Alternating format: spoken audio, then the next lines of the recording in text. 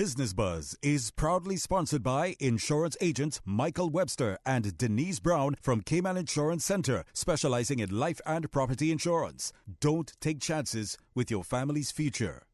Welcome back to the Business Buzz, the business topics that matter, an insightful and fresh take on a variety of issues that impact the local business environment. Cayman's Business Buzz. Good morning, Cayman, and welcome to Radio Cayman's Business Buzz. I'm your host, Sabrina Turner, and a shortened show this Thursday. This happens every second Thursday of the month. It is my pleasure, nevertheless, to put the spotlight on Hazard Management Cayman Islands, HMCI, we'll be referring to it too, and guest in studio is Acting Deputy Director, Mr. Simon Boxall, and he's brought along with him Ms. Teresita De Silva, Preparedness and Planning Officer. Welcome to our show and good morning. Welcome, morning, Sabrina. Thank you for welcoming us. Thanks for having us. Well, no surprise. Tomorrow is June 1st, and then we're going to be in, I don't know what you call it, mode until the 30th of November, but I'm sure the hurricanes... Saturday, is June 1st. And when you look at the hurricane season, it's already started. Andrea's already made its way. So we're off to a very, very early start. And it's sort of feeling stormy already. Yes. Well, before we get into what's predicted and exactly what role your department plays, all the agencies that you collaborate with, can you give us an overview of HMCI and the main functions? Sure. Do you want to take that, Teresita? Sure. So HMCI is responsible for the National Disaster Management Program. And what this entails is preparedness, mitigation, response, and recovery. And we tend to do all these various aspects. But in the past, we focused more on preparedness and planning. But now we're trying to move more to response and recovery because we've realized that a lot of times we forget about the response and recovery after the all clear. And that's where the island can really fumble or, can really hinder our recovery and getting the tourists back up, the financial industry. So we've identified that this is a key aspect that needs to be focused on.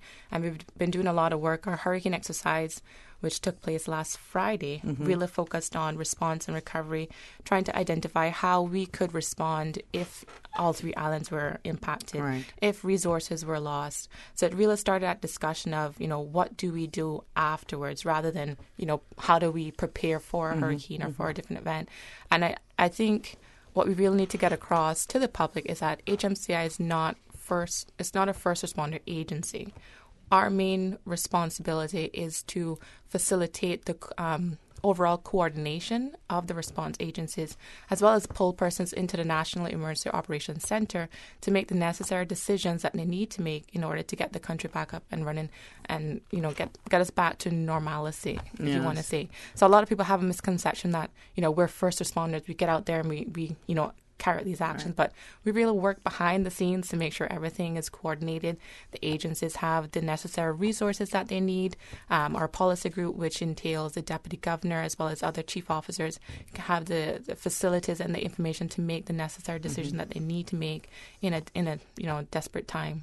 You're like the steering wheel and the engine, but then you need people and other agencies and stakeholders to actually make it happen. Correct. And we support that through training programs, things like the mass casualty management and the CERT program.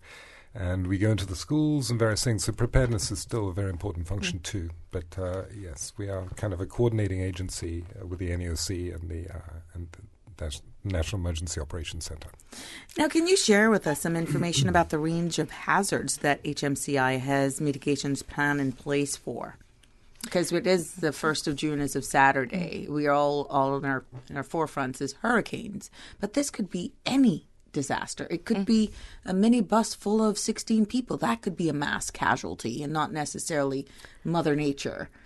There are a number of things. Yeah, it's a good question. And our main plan is sort of designed to be able to handle many different hazards, things like even a fire or a major transportation accident. But then we also have a lot of sub-plans underneath it. So we are, the hurricanes is our number one threat. We've got a plan for tsunamis. There's a pandemic plan. An earthquake plan, which has been developed. It hasn't been approved yet, and we're in the same position with our oil spill response plan. We have a mitigation plan, a We've worked relief. on a hazardous material plan as well, because we've identified that there are a lot of chemicals as well as substances that come into the country that we really don't have an idea of where they're stored, how they're stored, who has these facilities. And it would really impact our emergency responders in terms of how they will respond to an event if they don't know what type of substances are in that building. So we identified that was a gap in our plan. So we worked with EMAP through the Foreign Combat Office to try and get a plan in place and do some assessments in terms of, what laws we may need, who would be the lead agencies. So this is another aspect that we identified that we need to work towards. So we also work with the Airport Authority in terms of helping with their airplane plan. We're responsible for all exercises. So the airport plan and the port plan sits kind of under that main hazard management plan as well. So, there are a number of sub-plans. Well, we can't run away from it, and we have to just still go right here when it comes to hurricane season, being that it's pretty much in 48 hours away before we're actually officially into the 2019 hurricane season. What should the general public be thinking about when it comes to hurricane preparedness? I think they should be thinking about what their plans are for their family, as well if they have pets, because we've identified that a lot of persons may forget about their pets or not consider where they want to take them.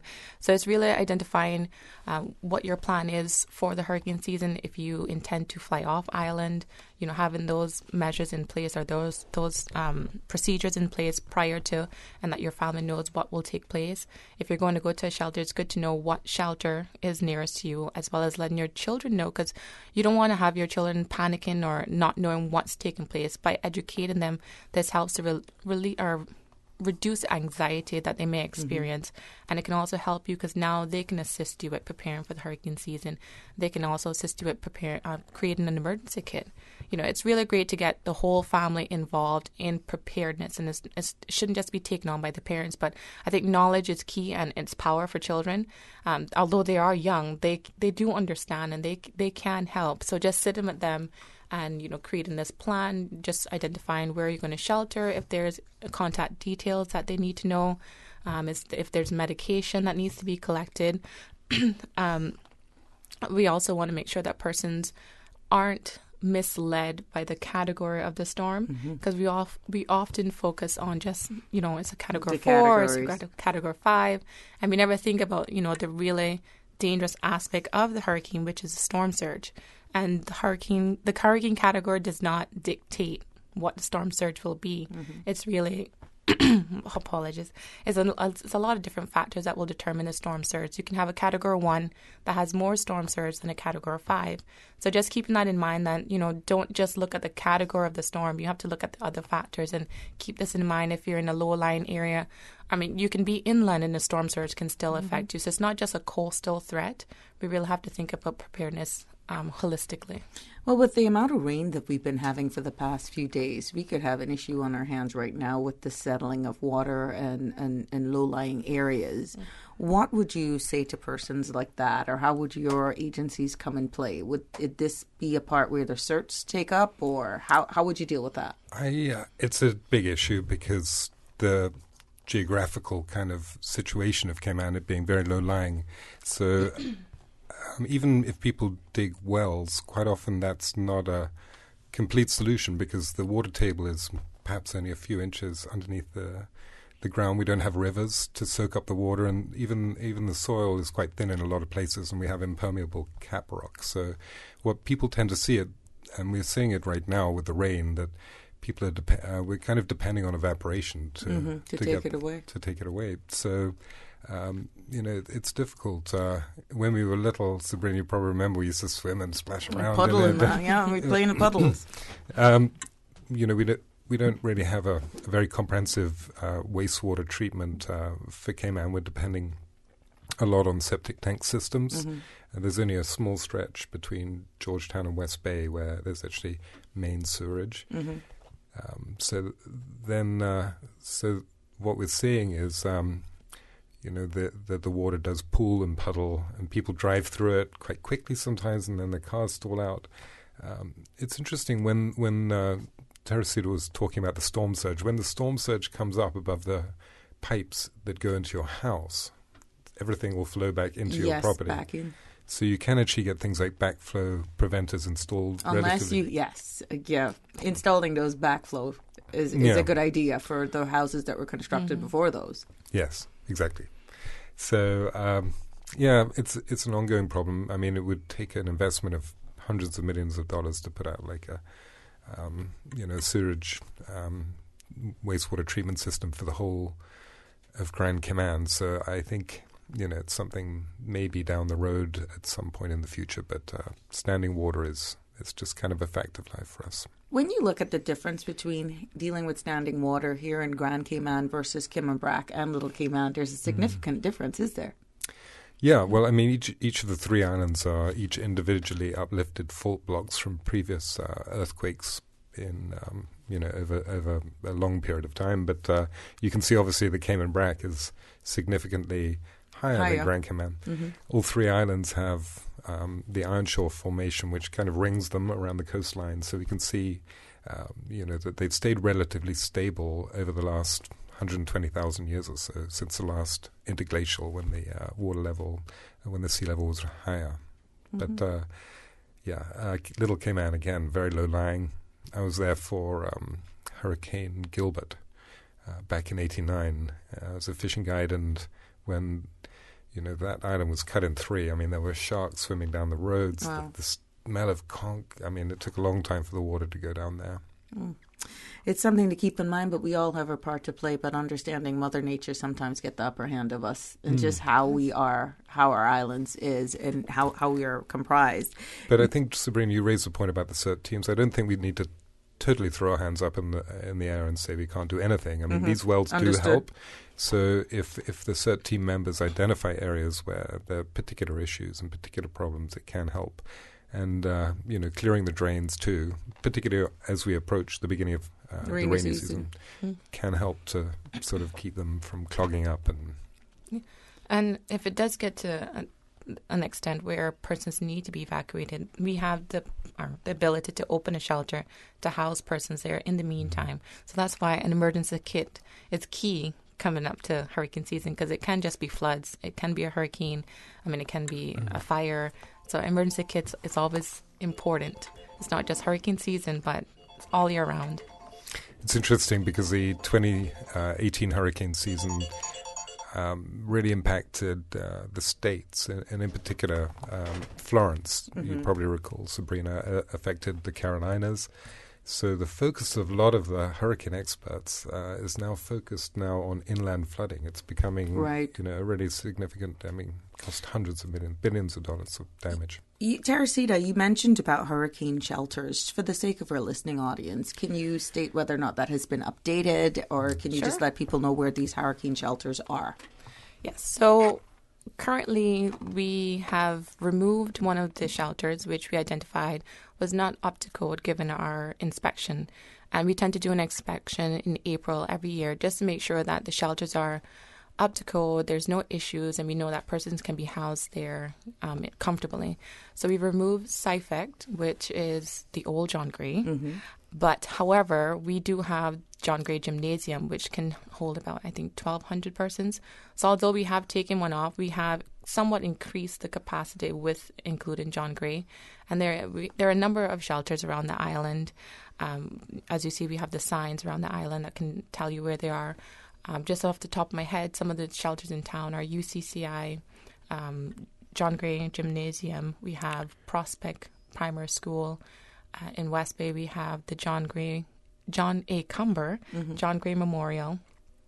In Bordentown, there's Savannah Primary, as well as Bordentown Primary School. There's also the Breakers Civic Center, I do recall. In East End, there's Clifton Hunter. There's the East End Civic Center. There's the Gunby. I can't remember the name exactly. I think it's Cradock. Oh, that's Northside. That's Northside. Yeah, Cradock Civic Center.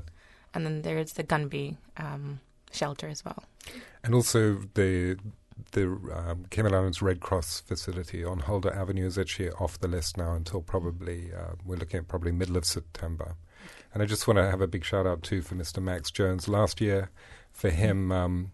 And every year they do a shelter exercise and check on the state of the shelters too, check the generators and the shuttering and things like that. He's done a magnificent job. We're good. This is Radio Cayman's Business Buzz, which is brought to you by the fine sponsors, Cayman Insurance Centre and Cayman Medical Supplies. Our guest is Acting Deputy Director, Mr. Simon Boxall, and Ms. Teresita De Silva, Preparedness and Planning Officer, telling us more about and getting the general public thinking in terms of preparedness and letting you know what resources are out there for you. We'll take our first break. When we come back, more from Hazard Management Cayman Islands.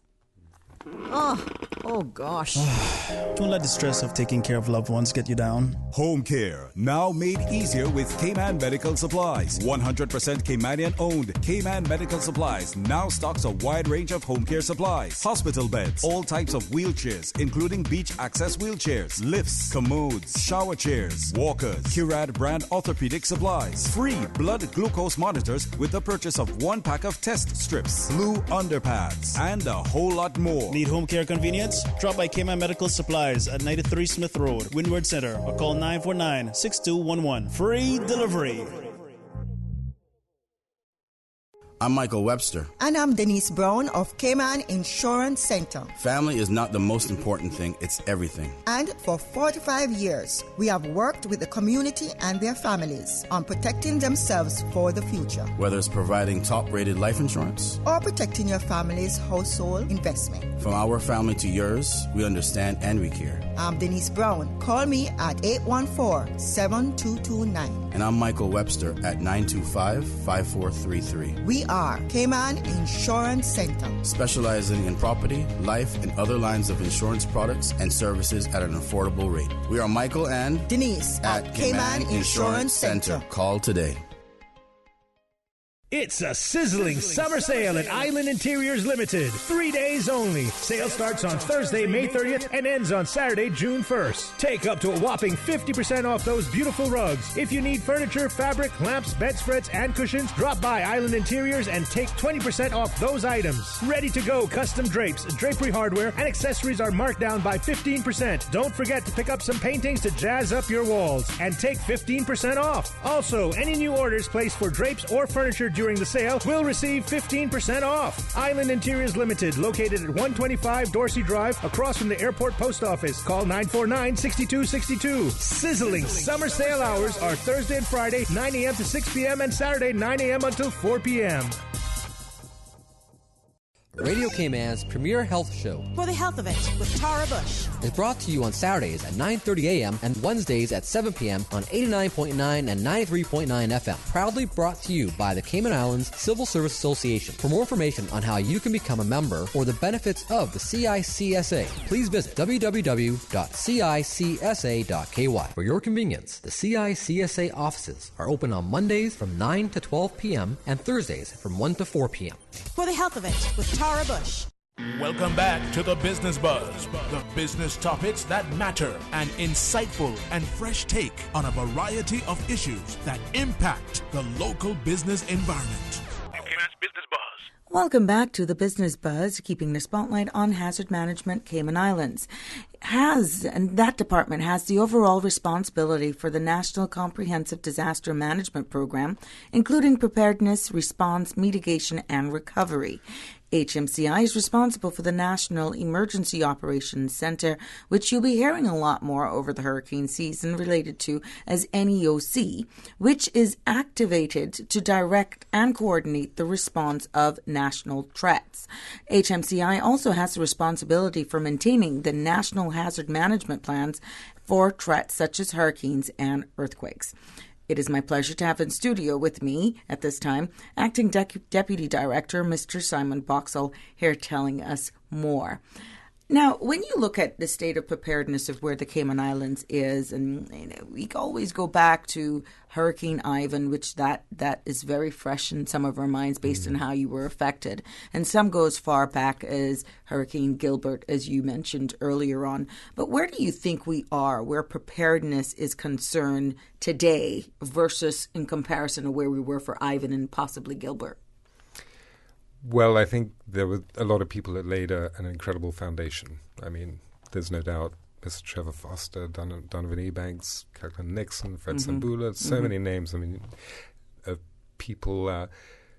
But I think we have developed, as it's become a sort of full-time agency, we've expanded our look at the plans. And as Teresita said before she left, it's sort of, we kind of moved to the actual all-clear phase for hurricanes, and now we're looking at the response recovery. We've got the CERT teams, we're bringing in the volunteer agencies.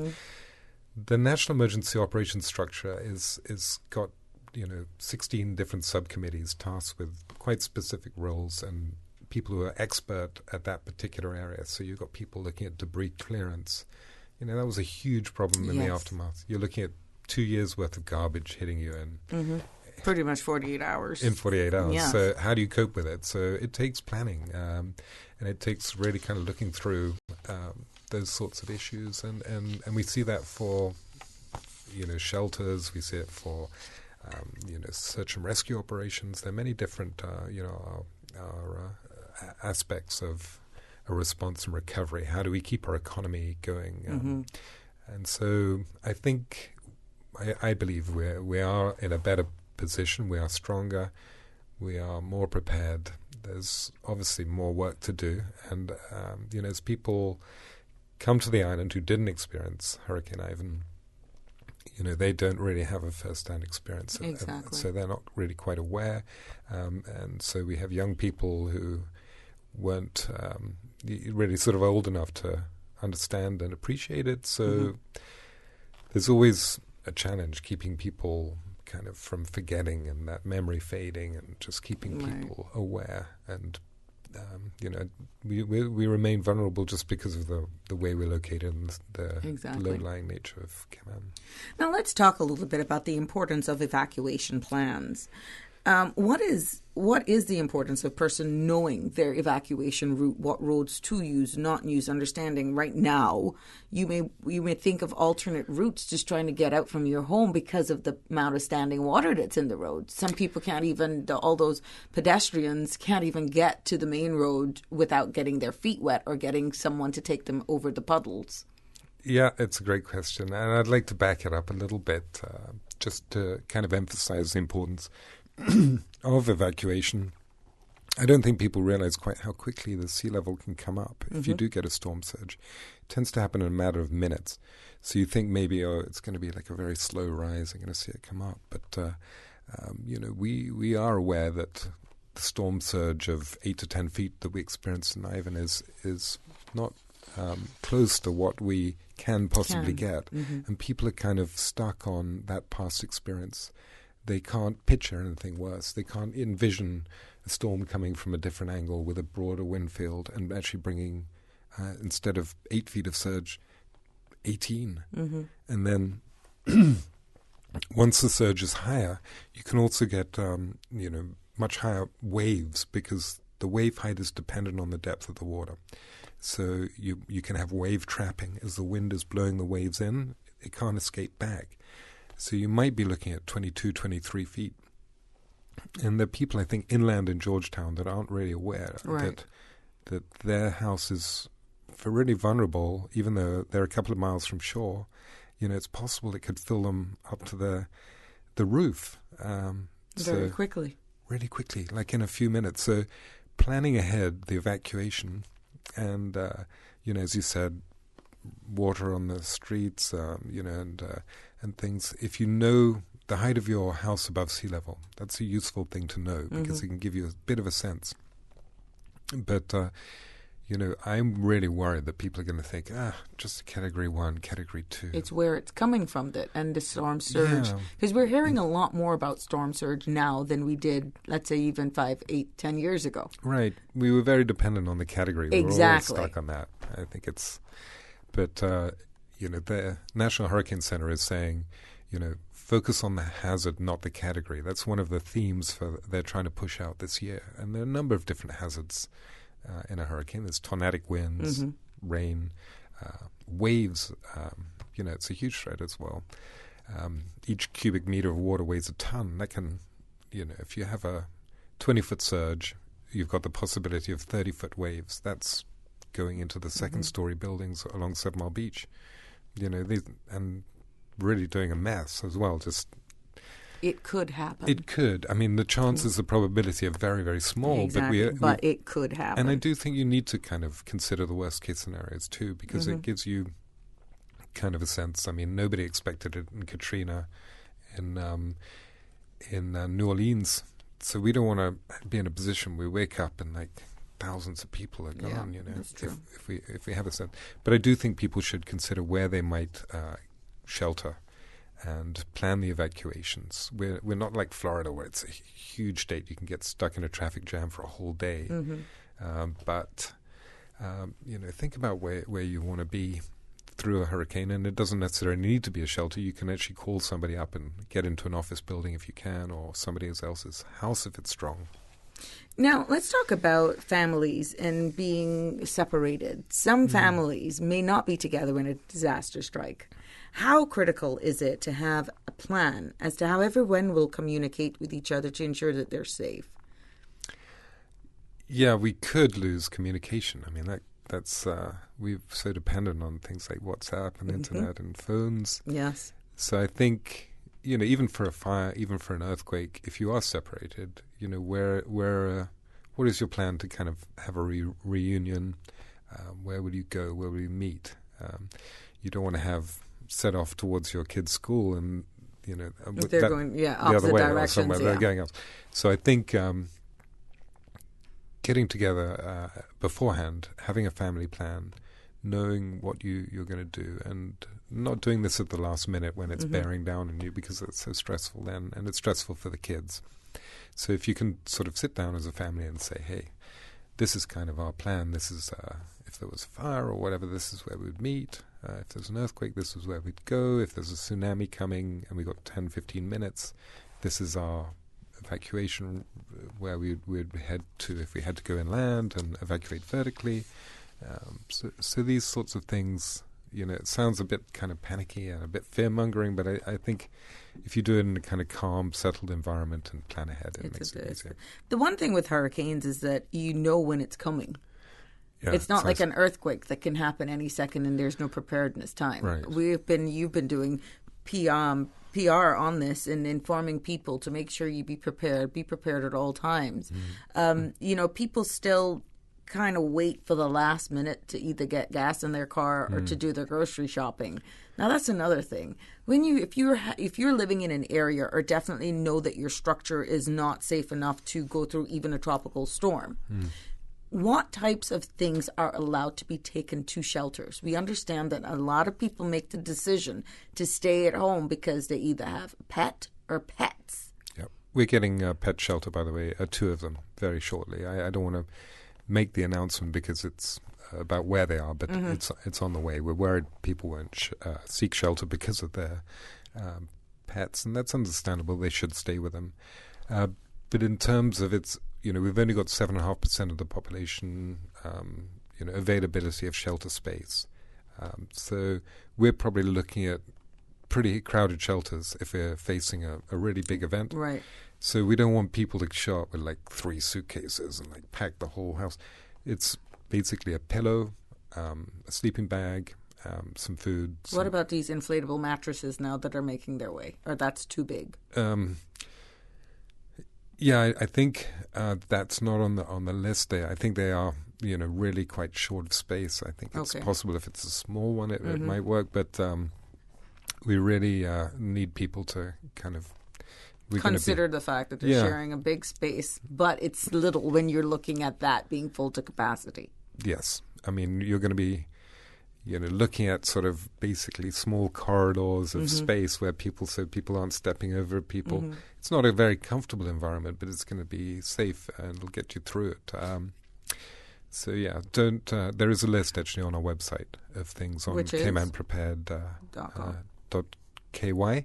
Okay. You can go along on that and just see what you can take. But obviously no pets, no at the moment, no knives, no drugs, no alcohol, no things like that. And bring your own food because they're not going to be handing out food and water. So. Now, in regards to workshops, does Hazard Management, HMCI, conduct any workshops for businesses and families alike and to know how the best way to be prepared for the aftermath, pending and aftermath of a disaster. Thanks for that one, Sabrina. Set me up nicely for. Yes, we do. We're happy to come along. We're going along to businesses at the moment, and we do hazard awareness programs. I think it's very proactive that some of these businesses and for government agencies, they're looking at making their staff more aware. But also we help with plans, business continuity plans, and for businesses. So please call us up. We're happy to help with that. And we go along to the schools and do programs there. Some of the churches call us. So it's free. We're happy to come out. And obviously we have the CERT program and things like that as well. Yeah, I think we're going to go a little bit into the CERT programs to make people know what that's all about. I'll pose that question after a short break, so that if person are hearing a lot about CERTs and hearing all these exercises, you may even want one in your neighborhood. Well, you've been amazing in your community. We Sabrina. We try. Your WhatsApp group. Yeah. But just overall, the sort of I think it's helped with resilience and capacity. And Mr. Mark Rickman as well. He's obviously he's at the helm. Yeah, well, I think you do. He does a lot. It's a good team effort there in the Red Bay Prospect community. But I think it's only fair for us to take a break. We got to pay some bills. When we come back, we'll talk a little bit about the Cayman Islands Community Emergency Response Team. I understand that there's a fresh group out. I was excited for those. Yeah, I heard that last night. And for those persons who may want to get more involved, or you may live in a huge condominium complex, you may want to get a team together. You may not even realize that there's already a team where your complex is that you could join forces. But, keep it locked to the Business Buzz for more when we come back from hearing more from Hazard Management Cayman Islands. Don't take chances with your family's future or your valuable assets. Always be prepared and ensure your family is provided for. Cayman Insurance Center specializes in life, property, motor, health, and liability at the most competitive premiums and affordable rates on island. Call Michael Webster today at 925-5433 for life insurance, or Denise Brown at 814-7229 for property insurance. Call them today for all your insurance needs. Oh gosh. Don't let the stress of taking care of loved ones get you down. Home care, now made easier with Cayman Medical Supplies. 100% Caymanian owned. Cayman Medical Supplies now stocks a wide range of home care supplies. Hospital beds, all types of wheelchairs, including beach access wheelchairs, lifts, commodes, shower chairs, walkers, Curad brand orthopedic supplies. Free blood glucose monitors with the purchase of 1 pack of test strips, blue underpads, and a whole lot more. Need home care convenience? Drop by Cayman Medical Supplies at 93 Smith Road, Windward Center, or call 949-6211. Free delivery. Hi, I'm Dawn McLean Brady, President of the Cayman Islands Small Business Association, better known as CISPA. Small businesses drive Cayman's economy. As small business owners, we depend on government to create an environment where we, as entrepreneurs, can do what we do best, and that's to provide products and services that are valuable to our customers and, in turn, employ others. The cruise piers and cargo ports provide these opportunities. Encourage our government to build a port and let the Caymanian entrepreneurial spirit shine. Support the port, support our tourism. For the Health of It is heard on Wednesdays at 7 p.m. and on Saturdays at 9:30 a.m. It is brought to you by Holy Cross Hospital. Quality medical care and advanced technology with sincere compassion and understanding. Our mission is you. Call 1-954-351-5906 or visit Holy Cross Hospital at holy-cross.com. Welcome back to the Business Buzz, the business topics that matter, an insightful and fresh take on a variety of issues that impact the local business environment. Business Buzz. Welcome back to the Business Buzz, and it's proudly sponsored and brought to you by Cayman Medical Supplies. Give them a call, 949-6211, and also by Cayman Insurance Center. Celebrating 45 years in the Cayman Islands, specializing in property, life, and other lines of insurance products and services. Keeping the spotlight on hazard management Cayman Islands, and Remaining with me right now is Acting Deputy Director, Mr. Simon Boxall. Ms. Teresita De Silva, Preparedness and Planning Officer, had to leave us just before that last break. But, we're going to still give you all the information we can in the little time that we have remaining. Just before that break, we understand the importance of collaborative effort with the community. There's a group, which I'm well aware of, called CERTS, Community Emergency Response Teams, that is making its way and definitely doing phenomenal works in various communities here in the Cayman Islands. Please share with our listening audience. Tell us more about what that is and how impactful it has been since its inception. Thank you, Sabrina, and thank you too for your contribution to the program. You've made a big difference. My pleasure. We recognize that, we saw it in After Ivan. Mm-hmm. Government can't be everywhere, and we need the communities to be able to get through it, certainly for at least a week or so in the aftermath. Roads might be compromised with trees down, and we see that there's likely that they're going to have to fend for themselves and support their communities. So that's sort of the genesis of the program, I think, but it has not just a response aspect. The volunteers are trained in things like first aid, CPR, search and rescue, damage assessment, because it's very important for the NEOC, the National Emergency Operations Center, to get a sense of how hard hit a neighborhood is. Mm-hmm. So government can then focus resources to the areas that need help the most. But also there are other components: disaster psychology, fire safety and suppression. There's vulnerability and capacity assessments, where you look at the areas of the community that are possibly vulnerable, try to reduce those vulnerabilities, while at the same time acknowledging the capacities. You might have people with special skills, doctors, nurses, police officers, people with chainsaws, people with heavy equipment, and so on. So these trained volunteers really are very empowering for their communities, and you sort of pioneered the use of these WhatsApp groups, which has just kind of taken on a life of its own. Trust me, that's a day's job. I bet. You could do that full time. But it brings a togetherness and a more cohesiveness. We can dispense information that's community related. Sometimes we get a few I love yous or have a good day, but it's not that we're not for it. It's just a matter of it maintaining or keeping the purpose of that group chat. How do you do that? Because it must be a challenge. People probably want to talk about everything. Yes, inspirational quotes and all that sort of stuff. We kind of let it go over the Christmas holidays and Easter, Mother's and Father's Day. But it's constant addressing it. Cara Coe and myself and other members of the Prospect Exec constantly have to personally message people and ask them to remove it, or to we have actually had to remove people for what is being shared. It's just in respect that you have two groups of over 600 people. We've had to create another WhatsApp group. Yes, within the two groups. And many a times it is a job in itself, just making sure that we keep people in line so that critical information that needs to be shared via that medium is not lost, because people are just turned off. Every 5 minutes you hear a bing and it's a teddy bear or a kitten or something. We want it to be for the dispensing of information and the community residents sharing information about happenings. We have solved crimes with that WhatsApp. I was going to say, it's probably kept the community safer, and it's probably helped pull them together a bit. Yes, together. Mm-hmm.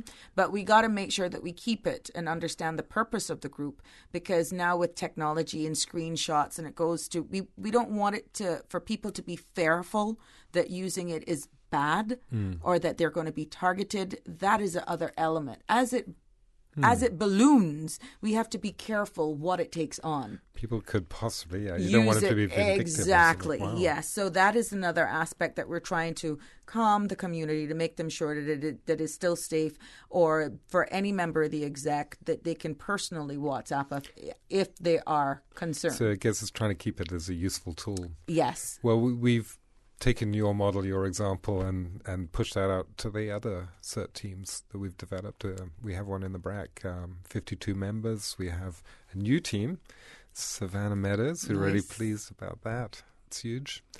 West Bay, and there's Miss Zita May and her crew. Miss Zita May. And I think there was one in Northside and there's Belford. Belford has sort of fallen away. We'd like to get another team going in Okay. Bodden Town now. Okay. But Windsor Park again. There was a period where, you know, we were in partnership with the Red Cross, their disaster manager.